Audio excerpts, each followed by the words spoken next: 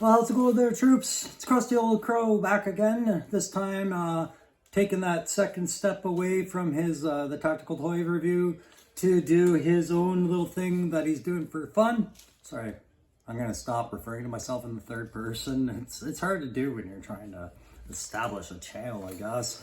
Anyways, I started on my first video. I called it "Let's Build a G.I. Joe Classified." It's just kind of my title, my working title for this, and the first one was labeled Part 1 Flash. I also threw in a little tidbit. It's an update on a figure conversion that it did on Falcone in that one. And so I'm following it up with a part 2 to these videos. So it's Let's Build a G.I. Joe Classified Figure. It's Flash. It's the second stage of my design for Flash. I'm going to talk about some decisions I made to how I think this Flash figure should come to fruition and could come to fruition.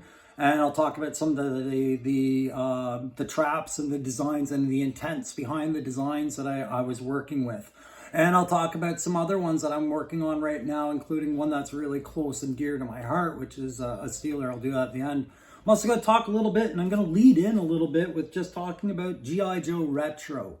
So a while ago, one of my very faithful and loyal first subscribers, and often the first guy that comments on my stuff, Dakazm, and I'm not sure if I'm saying that right, but great guy, really knows a lot about the lore and the backstory behind the characters, and he really a very like-minded guy. But he asked me, did you ever buy any of the G.I. Joe retro card stuff?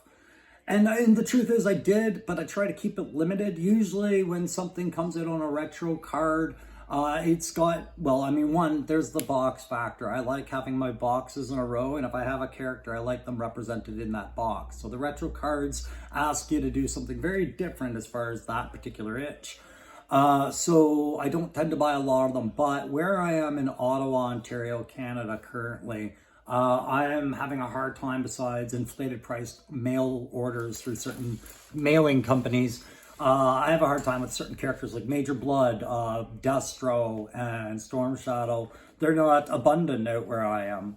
So when the retro cards came out for Destro and for Storm Shadow, I did in fact buy them. And if you haven't seen a G.I. Joe retro card per se and don't know really what we're talking about, these are the G.I. Joe that come in a different packaging now. They are just a flat card packaging. They're more like what you got when you were a kid. The flat card with the plastic blister, and they fit in there. Everything is on display. Nothing is tucked away in a box. It's all very manageable, very 1980s way of presenting action figures. So the first one I did buy was Destro because I needed a Destro for my Cobra. I had no Cobra figures at this time. Besides my Viper 3 set, so I needed a Destro. That was a personal choice, and I did like the fact that he comes with that briefcase and it does open, but I don't review these guys because they don't fall under the classified line. What these are basically, and I don't know how to describe it, are they the trimmed down, more affordable version of a classified? That's what they feel like to me, but the price point's the same as if you bought them in a box here in Canada. You're getting these for about $35.99 in most major big boxes that carry them. So I don't see much difference in the points, the price points. The content is often the same, but I do find they do miss a couple of little things. Paint is different sometimes, but a little bit. But the articulation, everything else is the same. You're getting the same character, just slightly different. And they do come with their own stands. I haven't picked up a G.I. Joe retro G.I. Joe figure yet. Talk about that in a second, but you can see I do have the Cobra stand under the Destro. I actually had Tomax and Zaymot sharing one stand. I thought that was fitting, and this was the stand they were fitting or sharing, but I took it off for the video. Storm Shadow is a prime example of where a difference makes, they fixed. There was some feedback on the original Storm Shadow Classified product that they put out. People had issues with the gauntlets specifically. He had gauntlets on his wrist which obstructed posability, and it wasn't a part of the core of what they felt should have been with that character. So on the retro, they dropped that. Unfortunately for me, they also dropped the added hooded feature, like the one they have with Zartan, who was in my last video I did for the Tactical Perspective reviews, which I really wanted. I wanted that white hood, but I realized I wasn't gonna get one unless I paid a little bit extra. The opportunity came to get the classify or the retro one, and I was very happy with what it came with, enough that I could ignore it not coming with the hood. And in hindsight, having watched other reviews of the one that did come with the hood, it seems like I might have dodged a bit of a bullet there. Apparently there's some issues that people had with that. So overall, very happy with retro. I just don't review them. So guys, in the background, I got my current favorite music, the Dead South out of Regina, Saskatchewan playing. I've turned it off because I'm not actually here to promote music, but I do love my Canadian music. It really gets me in the mood to get nostalgic and talk about G.I. Joe. So that's really what these videos are. It's a discussion, and it's me. This is something I'm doing for my retirement, and I'm dealing a lot with having finally been diagnosed with having had severe ADHD my whole life. And I didn't get it diagnosed until, a handful of years ago when I got my son diagnosed, and they went back through my files and my records. And this was an obstacle that stood in my way from doing a lot of things in life. I was a very defeated student because back in the 80s, they didn't know a lot about ADHD back then. Not when I was a kid. In the 70s and 80s, you were a hyperactive kid, and it was really a disciplinary issue, and parenting was often blamed. You're feeding your kid too much sugar and all these other things. You better go put them on Ritalin. You had those choices. It was a tough time to have ADHD because you're either over-medicated or misunderstood. So educators didn't know how to gear things. Long story short, I will do another series that's about my journey as a soldier with ADHD. But right now, before I was a soldier with ADHD, I was an artist with ADHD. I was a guy trying to get into the comic book industry, trying to make his way through college and trying to stay focused on one day making my way to Marvel Comics and working with them on their comic books, either as an artist or as a writer, but as an ideas guy. I loved creating characters, and that all came before comics was G.I. Joe. It was my first introduction to dynamic characters, guys I could hold in my hand, and you gave them a personality. You read about them in their file card. You had an entire story handed to you in one little package. That came with all these things that you saw on TV, like these soldiers doing deeds. You learned about the wars in school, and now you had these handheld heroes. And it was the post-Vietnam era, so while all the parents were very anti-Vietnam at the time and recovering from America's mistake and their conflict, the kids grew up and they just knew that there was this war nobody was really talking about. And look at all the firepower and violence that came from that. And G.I. Joe, while they weren't trying to remind us of that, they were trying to remind us of the diversity of military might, right? And that resonated hard with me as a kid. I did have members of my family in the military vein, along the Canadian Air Force vein. And then if you were to fast forward through my life and not able to really focus in school and get into graphic design, I was still very much an artist, and I was drawing my whole life. When the Army found out I could draw, do you know what they do with artists who can draw? You do range cards. So you go to every trench and you draw everybody's range card so everybody knows what they're looking at, because you have the ability to show them what they're looking at. And actually, guys, not to brag too much, but my range card did help us overseas in a dire situation, because I gave a very detailed range card with a very exact range band to a very specific detail that a Taliban had tried to hit us from. And thankfully the tank crew that was using my range card on their position recognized what I had drawn, dialed in that range, and it was a good story, right? So I've always done art on some level. Now that I'm retired from the Army and I know more about myself, I'm like, why don't you just try and do some stuff? So the other day I was showing you some sketches and saying, I want to design Flash, and I want to do it the way they used to do G.I. Joe, just like how Classified is trying to get it.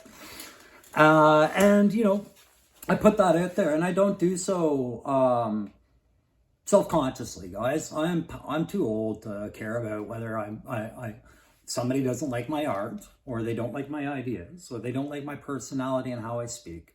They don't like one takes. You know what? None No one has made that comment in any of my videos, and I truly appreciate it. If you thought it, but you didn't say it, I really appreciate that. All the comments so far have been very positive, and I do appreciate that. But nonetheless, it's enough so that I'm putting myself out there. There's a very specific reason I'm doing that, guys, because my whole life I never even tried. You know, I dropped out of college and I just went to the army. I did the army, but I stopped at a certain rank. You know, I didn't go as far as I wanted to go. I went as far as I felt like going. And it's now gotten to the point where I always dreamed of being a designer and to build a part of these stories I grew up with and to work with Hasbro on building G.I. Joes just seems perfectly logical for a guy with my background and a guy with my history with this toy. This G.I. Joe isn't a toy for me. It's a relative.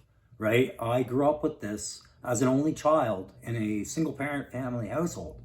This resonates with me in a way that maybe it doesn't resonate with you guys out there, but maybe you could understand this. So I come back, I'm almost 50 years old, and I'm drawing this stuff, and I'm talking about this stuff, and I'm collecting it, and I'm saying, why don't you go look over at the Hasbro website? Why don't you read what they're about? And before I know it, I've dropped my resume off and I've applied for specific jobs with them because I don't have anything to lose. I don't need a job. I'm retired. I have my fixed income. I collect my pension. I did well there. But do I ever want it? So anyways, that's enough blathering about why I do this, guys. The other joke about this is, guys, why, like, you know, here you are. Doesn't this seem desperate going onto YouTube? No. What's the harm? I'm Canadian. I saw what Justin Bieber did. Okay. I'm 50, but I'll humble myself to do exactly what he did. I'll stoop to the level of a child. I'll go on YouTube till somebody sees me. I know who to ask about. Actually, just today I was watching a video and they had an interview with Lenny Panzica, I think I'm saying that right, and Tony Colea. The design team over at Hasbro, and they said something I've been saying in all of my videos since day one when I started with rock and roll, and I'm up to 20 of my reviews now, guys. You need to bring the modern military perspective to this figure for sure.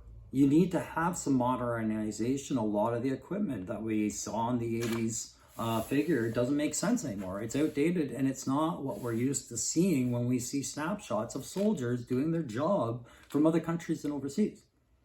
But there's a creative property. There's an idea. There is a character you are looking at, and that character cannot suffer drastic changes and not be impacted. You can't have a guy like Snake Eyes and then suddenly decide that his mask is going to be white because snow, and not have that impact how you perceive Snake Eyes, or gender swap Snake Eyes in a comic book and not change slightly how you perceive Snake Eyes or whatever, you know. And I'm only just seeing glimpses of images I've seen of Snake Eyes. Say if you were to take Stalker and not keep him in a camouflaged green uniform, but maybe put him in a blue Air Force jumpsuit. Does that still tell you it's Stalker? So you can't do these extreme things. You couldn't change Scarlet's crossbow. You could not have Scarlet with crossbow. That's iconic weaponry to the figure. Could you have a more updated crossbow? Absolutely. Could you have accessories that more speak to somebody who uses a crossbow? Sure. But should you change that crossbow archer theme that she's got on with her espionage armor and how she's outfitted? You should always try and keep it parallel. So that's the challenge that they have at Hasbro. They want to do a proper homage to the character, like right colors, right design features, the key notes, the key equipment. The things you remember the most about the characters should still be there, but they should be modernized and they should have considerations given to them, make them look more real. That's no easy challenge, and we saw it with Roadblock. It didn't work out a couple of times, right? But things keep getting better, and this is what my passion was. So guys, when I started my videos, I showed you a concept of Flash that I was doing, and I'll call back to that. And yeah, maybe this is a little self-promoting, guys, but yeah, you know, no one's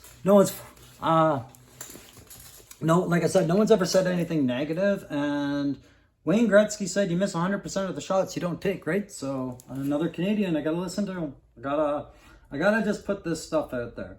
So I go back and I was having a look at Flash's figure in the original days, and of course I didn't see, there it is. So if we go back to Flash, and this is how we see him on Google, all right? So I remember this figure very well. I did have this figure, and I remember the loss of breaking things on him. He was one of the ones where the thumb snapped off on me, as did his crotch, for spreading the legs too far apart and having unforgiving plastics in that day and age, if some of you remember that.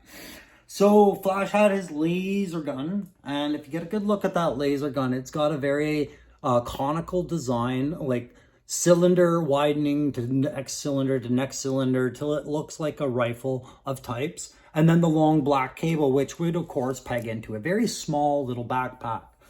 He had that visor, the clear visor, which attached to the standard helmet design that you saw in all of the first wave with guys like Zap, Short Fuse, Grunt, Breaker, and Clutch. Anybody who had a different helmet, it was an attachment that would go on to that basic helmet design, which was an important thing that needed to be kept, and Hasbro has found a way to keep it.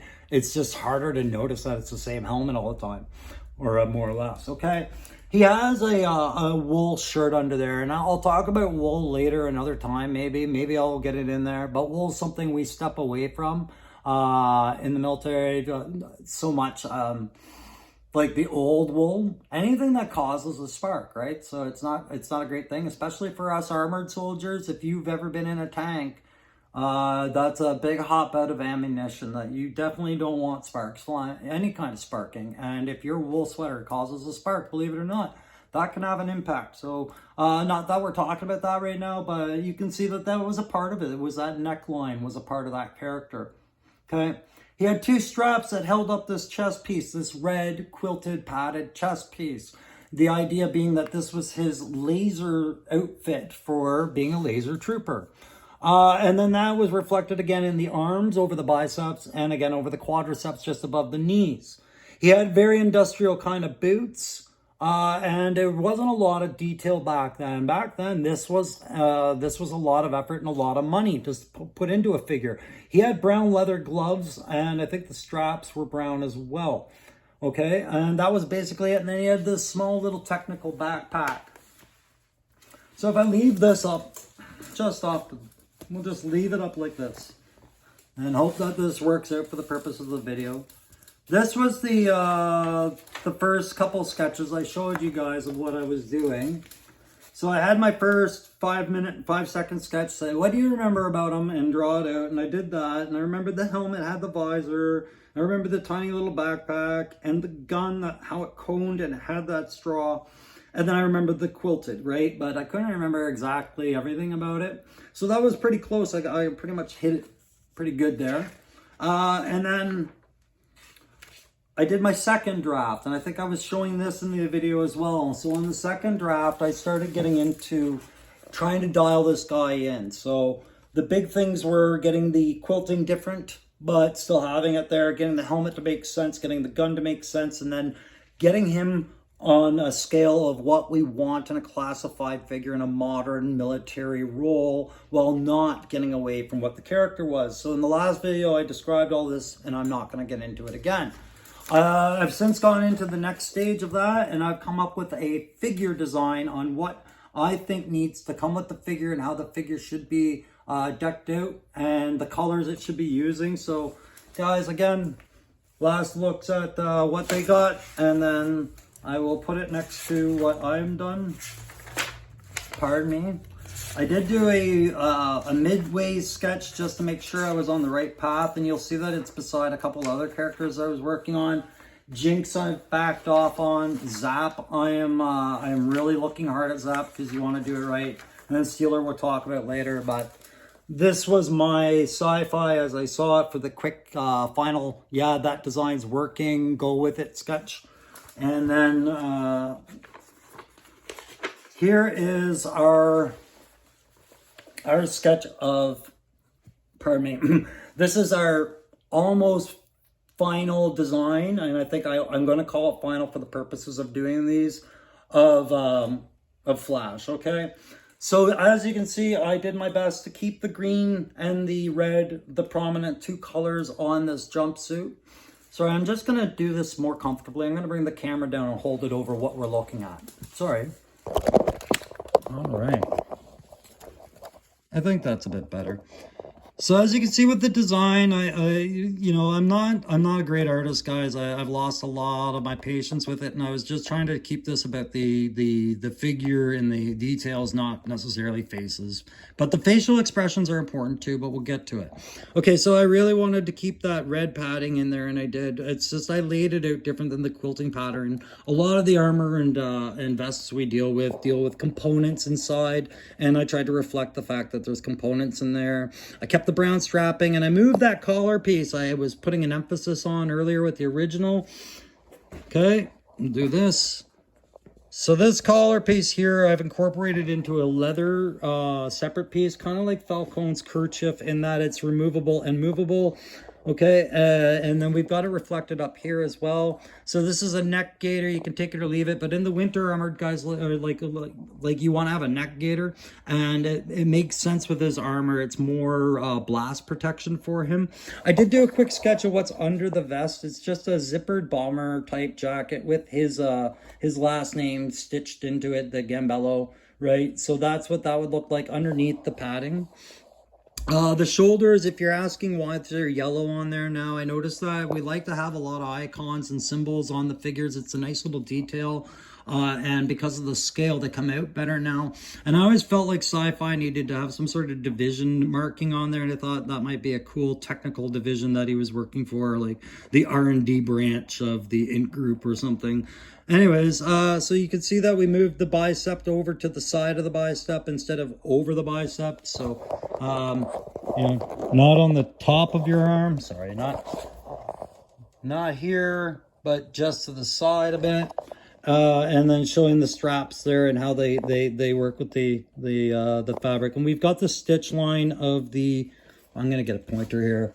We've got the stitch line following up, and we've got the pattern that you've seen on a lot of the figures. I just wanted to make it clear that this is fabric and not armor. So I wanted stitch lines in there, but I think that actually almost makes it look like armor on the shoulders, but whatever.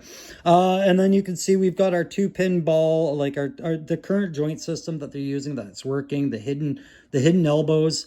But that would use the pin system, and that's why another reason why I use this side is if you wanted to shave a bit of money off this figure, you could hide one part of the pins behind the pad quilting, because these would be the separate pieces like any holster or armband that we have with the currents. They shift and move, right? This chest piece, just to talk about this a little bit, it's a front piece only. If you look over on the back, I left it open on the back with just the straps and then a small little lumbar support. The reason for this, guys, is to keep that somewhat flexibility in the front, have a little slacker along the waistline to compensate for the forward and backward bending. Allowing that slack is justifiable with a vest like this. This isn't a body hugging vest. This is a big old padded piece of armor plate that he's wearing. So there would be a bit of droop and sag if he had allowed for slack in it. So bending over, you could justify it, and there would be no peg interruption by leaving it open in the back. So the backpack would not be interfered when you're posing it. As you move down the arms, I gave him the wrist gauntlets that he had originally, the brown leather. I just gave them a bit more of a pattern to it, but I'm not 100% on what you would do there with that pattern. And then, you know, the stitch work again. And then I gave it a red top, like back of the hand protector and knuckle protectors, like the extra plating there, just to keep that red on green theme or red theme going throughout, even when it's on a piece of brown. So over on the other side, as I was talking about, I gave him a piece of tech, and I gave a second reason for this piece of tech that I didn't talk about in the first video. So one of the roles we have that I wanted to sci-fi to be updated on is we don't have laser troopers in the military right now, but if you can have sci-fi, let's find a role for him. So one of the things I thought about him is his role would be a breaching specialist. You know, somebody who could sit there and cut through a lead door or through the hull of a ship or whatever, you know, like it's almost like a welding tech, a materials tech kind of thing, but more in a combative role in that it also serves as a weapon, right? We're reaching into the imagination box and trying to come up with as much in our hand as we can. So when I did this, I was like, you know what? We need technical readouts that he can read from that backpack that's generating all that power and regulating all the power. It's getting diagnostics back from the gun. The gun, when I changed it, I just added a luminescent a sight pad rather than a scope. Kind of like the decal that they see on CoverGirl. I pictured that being on there. I think that makes a lot of sense. And unlike the first sketch, I decided to break this down to a two-piece sliding so that you can get fit on there and then slide the hose in. And then that reduces stress when you're trying to pose things. I'm hoping that would work. I brought the force stock down to a much more easy fit for his hand because I don't plan on having a second set of hands with this figure. Yeah, I did call the rifle the XMLR 3C because when I looked at the file card for him, he was qualified the 1A. So it's been a while, so we figure on the next evolution. His belt would be a kind of the webbing style brown belt fabric that's designed to take pouches. And then I did keep the cod piece I talked about because I do believe in the extra blast padding where it should be and where it fits and works with the figure. It should be there. And I actually feel like that does work up there. But like I said, word up, yow. Okay, and then I did de-industrialize his boots a little bit to keep him mobile and light.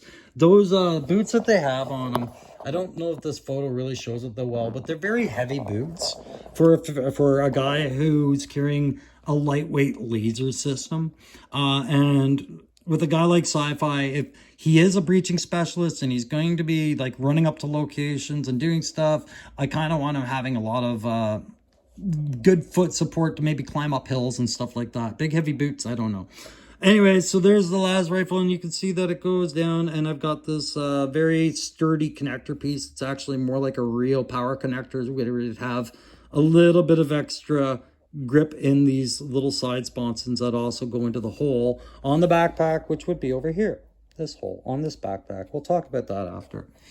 The helmet up here is the same helmet that we see on the bazooka helmet. I've just modified it with a couple of extra little attachments and an NVG mount to allow it to have a bracket piece for a new visor set. Just like on the original visor, it would clip onto a side mount, but instead of nubs, they would just be peg and hole systems, very small, as you see in this diagram. As such, they would slide in like such. And then there would be a choice. I'll talk about why there's a choice here. You see +2 reg or +5 premium. Okay, so 2 regular lenses, tinted or clear. Here are the tinted lenses. And then the premium lenses would be over here. So we would have polarized lenses because I know they like doing those for the winter guys at least. We would have a kind of a technical version of the night vision, multi-spectrum night vision kind of high-tech one, right? And then I did a little kind of circa X-Men Cyclops one with a green hue to it. And I called that the Energon one because I think if you're going to do Flash and you're going to do sci-fi down the line and you're going to get into lasers, let's embrace what Hasbro's doing and let's get some more crossover with the lines they want to do that with. So I think I've covered over the helmet pretty well. It's got that undone chin strap, and any Joe that I ever work on, if there's a helmet, there's going to be that undone chin strap. It's a great thing because that's how I always wore mine too. All right.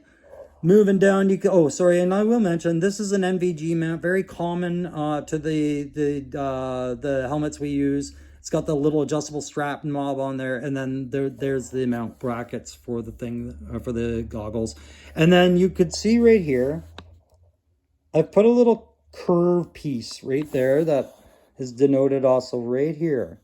Okay, and what that is, it's a little curve for these pieces that stick just up on the visor piece. Okay, That's to give it the ability to be raised and lowered. Okay, so I haven't quite figured out the peg, but it's the illusion of the raise and lowering, and maybe I have to change that peg system to a slide curve like that, something like that to put slide in there. You guys get what I'm getting at, but that's the idea behind the helmet. Okay, so you go over the front side. I think I've explained everything I intended to explain. You'll notice the boots have laces. I'm big on laces. The back side, guys, I did add a couple little things. So like I talked about, we've got that neck gaiter. You can remove that. You can keep that. I kind of want to keep it. You got that represents the whole stud mount for the backpacks, and then you've got your threading, you got your designs, the padding showing up as I explained it before. Lower lumbar support, guys. Any kind of backpack should have a lower lumbar support either incorporated into the backpack or the rigging it's sitting on top of. That is a very real protection measure to keep soldiers from having very short careers with back issues. You can see I added some pouches on the back side to not interfere with too much on the side and front motion, because you're going to have that cable that's going to drape through and you're going to have posing. You don't want to get too much stuff built up on the sides and hips. So I moved a little bit to the back. I got a pouch here I didn't define very well right there. And then you got the webbing, and then I figured 2 to 3 smoke grenades. Or, smoke grenades for sure, or white phosphorus. They make sense for him. Smoke, laser and smoke is always a great show for listening to Floyd, and he should have some smoke on him. Okay, and then you've got more pouches there. His buttocks. I gave him padding on his buttocks. Don't ask why, just accept that, like for sitting, it makes sense. I'm not gonna joke about it too much. It made sense. I do try and keep in mind where the articulation points are. So I'll put stitch lining where I know that they're going to have hip swivel and leg swivel, thigh swivel, knee bend, ankle swivel, and whatnot. And then there's those boots. And you see, I try to get into a bit of the more modern military design for the stitch work on the boots, the differentiation in the coloring, but the boots are going to be brown. Okay, so the theme still stays with a lot of the same colors and the designs that they had. The backpack's where I changed things up a little bit. Okay, the backpack, if you look at the original backpack, and I don't have a picture of it, I just had a sketch, but you might be able to see it a little bit here. It was just basically a little power box. That is a revamp of the original from a later line, but it was a very little tiny box, and it was very small. And then the plug would go into it, and basically the plug seemed very grand to the thing. I decided that didn't look like adequate power supply for what's essentially a giant laser cutting gun. So, I shouldn't say laser, but a high intensity laser cutting gun. So I had to redesign the pack circa kind of almost a Ghostbusters meets G.I. Joe design, wherein it still kept the basic shape of the box that they had under here. But then I added mounting brackets for a weapon for the laser gun to be mounted. And this bracket is for a tripod piece I'll show you after. The canvas then sits over this circular outcropping piece that is to generate to denote where the power generator supply is, or perhaps an energon insertion with a zipper point there. And the zipper is a part of the sculpt, as well as you can see it's fabric. And they would be texturing to keep it fabric looking. Then down here it would be a regulation power supply of some sort, or some sort of tech. It even says tech, right? And the insert point for the cabling with a bracket piece for this antenna piece, which could be set up on there when it's in its tripod sentry gun position. And pardon me, that's a very rough sketch, but I figure when you're building these things, if you ever did go to Hasbro and be able to do this, that's why they have a design team, not a design person. So we could work it out, but basically the tripod would be in its folded position like this. There's the pin that would go into the weapon. And then the receptacle for that pin would be this feature right here on the weapon, right? And then you would have this collapsing tripod that if you push down, it would just expand out a little bit. If they did it with a lot of expensive plastics, again, it's a premium consideration, not a basic consideration, right? So there would be a bracket here for that. And then, of course, like I said, a bracket for the antenna down here to keep all this on there. These brackets, which I've poorly rendered, what these are is and I talked about it on the other video, these would actually fit over this region here like a clamp, and this would be to represent some extra weight support over the shoulders for the power and the weight that he's carrying on it. And despite the medium size of the backpack, it actually weighs a lot more than it looks like, right? That's why he has a lumbar support, and those would also help keep it fitted in position, give less stress to that stud hole and stud set. Okay, so that is overall Flash. Again, thanks for taking the ride with me on this one, guys. And you can see all my little notes, guys, and you can see, you know, it's by me. It's the crusty old Crow's design, but some things I wanted to talk about. I just break down what do I want to keep in here. And my motto was the exact same as what I heard those designers talk about, right? So it was subtle and familiar, designed with the intent of retaining all the core familiarity of the original design while working in a more modern aesthetics and military stylization and available tech, right? And I think I've been able to do that. So under my retains, while we just look at it, I will tell you, I'll read you what I wrote. So retains, I retained as much as I could with the original formula. I had the red padding, the green base uniform. The laser rifle still looks prototypical and sleek and cylindrical. The smaller backpack I didn't achieve. I had to make that bigger, so I didn't achieve that. The helmet with the visor, at first I think I achieved it, then I think I overachieved it, right? So, then the brown hair and the Caucasian looks is right out of the character. So, oh, the expression on his face, as I said in the other video, because he's intelligent and confident and he's a proto designer and all this. One, I wanted him to have more of an inquisitive or inquisitive kind of, or judgmental look in his face. Kind of a Reed Richards almost kind of thing, if anybody follows Fantastic Four. And as far as a military role, I saw him as a breaching specialist and maybe a weapons and materials tech, so that he could build this stuff. So there's that. So that was a step away. So the helmet and visor, I think I overdid it, but the facial features, I think I did them all right. And then the brown leather glove and the boots, yeah, I got that, I think. What I added was this list over here. So the tripod, mounting brackets, antenna, clips for the frame and pack. The helmet modernization, visor options, neck gaiter options, shifting arms and leg pads, front padded chest plate with open back, shoulder icons, lumbar support, wrist HUD assembly. So the HUD, like I said, I wanted to have that flip up. That explains how this becomes a sentry gun. Thicker power line and cable, so much thicker power line than what was in the original design, because it's supplying a lot more power. What else did I put in there? Technical gloves with padding. And I gave him no sidearm and no side knife for a reason, because he's already coming with enough. And I already think if you were to do him up with the sentry gun option, he would be a premium figure for sure. But if you just did him up as the old sci-fi with the laser, the backpack, and the helmet, maybe 1 to 2 visor lenses, you could have him as the regular model, right?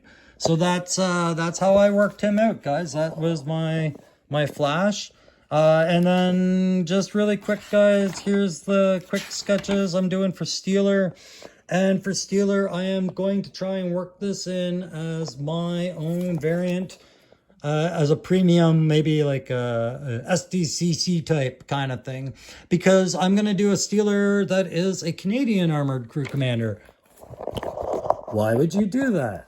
I don't know. Why would I do that? Weird. But I'm going to do it anyways, because it's my video, it's my fun. Anyways, guys, I'm going to put this back on the mount. You can see that I'm still in my garage doing these videos like a chump. But I just wanted to take the time again to say thank you to you guys. Make sure that's lined up with the chair quickly. There we go. Quick reference points. So I just wanted to take the time again to say thank you to you guys again, and for just even taking the time to watch this video, even in amongst the subscribers who are already subscribing to me already, who I really appreciate. You know, welcome to the Joe fam here. Thanks for following on these ones. I know it's not even about a figurine, it's just about an idea. But it's an idea that we're all passionate about if you're still following along with me. And I already know there's a couple of you that are, and I really appreciate that. And guys, like I said, I am applying to Hasbro. I am just doing it my way. And these videos are not meant to be taken as a serious, hey, I'm going to be really disappointed if nobody notices this by Hasbro. It's not that. I don't do it for that. I do it because for years I kept this part of me tucked away. I didn't want people to know how artistic I got. Didn't want people to know that I still have a 9-year-old's mind in there playing with G.I. Joes in his head going, what worked? But guys, I joked about how my career mirrored G.I. Joe, and then in other ways, I was mad at G.I. Joe for deceiving me. Prime example, never in G.I. Joe do I ever see a guy whose first piece of equipment is a broom, and his first job is sweeping a hangar floor, but that's what all of us did, right? Those little things go in your mind going, this is what I joined for? But, so I just wanted to say thanks again, and yeah, there's going to be a part 3, and it's going to focus more on Steeler, but guys, I'm going to be digging in the Joe archives and coming up with a few fun little ones I want to do, as well as some vehicles, some figures that maybe I'm thinking maybe the artists at Joe don't want to tackle, and I do. But I want to talk about really quick what I think is coming up next for G.I. Joe and the vehicle side of things. We know we're getting the Vamp, guys. We know the the Cobras are getting the missile platform. We know Cobra gets a Vamp at some point in the line back in the 80s, and there's lots of things coming. But do you remember artillery trailers became a huge thing for Joes as they were working up their second wave, third wave? I think we're getting a whirlwind, guys. I think it's coming. It's towable by the Vamp. It's the perfect size piece. It's modernizable. Let's do this. I'm going to have fun. I'm going to start doing up a whirlwind in a more modern way while still trying to pay homage to the original. That's down the line after I get my Steeler done. But guys, thanks again. That's not the Vamp picture. That's the Uzis. Oh my God. Where did that go? Not the Vamp, pardon me. This. Did you ever blow it? The whirlwind, guys. This is what I think we're getting. Okay. The Uzis will come into my Steeler video when I explain that character decision a little bit more clearly, but this is what I think we're getting, and this is another project I'm going to work on. I am going to do a G.I. Joe Whirlwind counter big box store version, how I see it going down just for fun, and I'll share that later down the line. All right, take care, guys. Bye.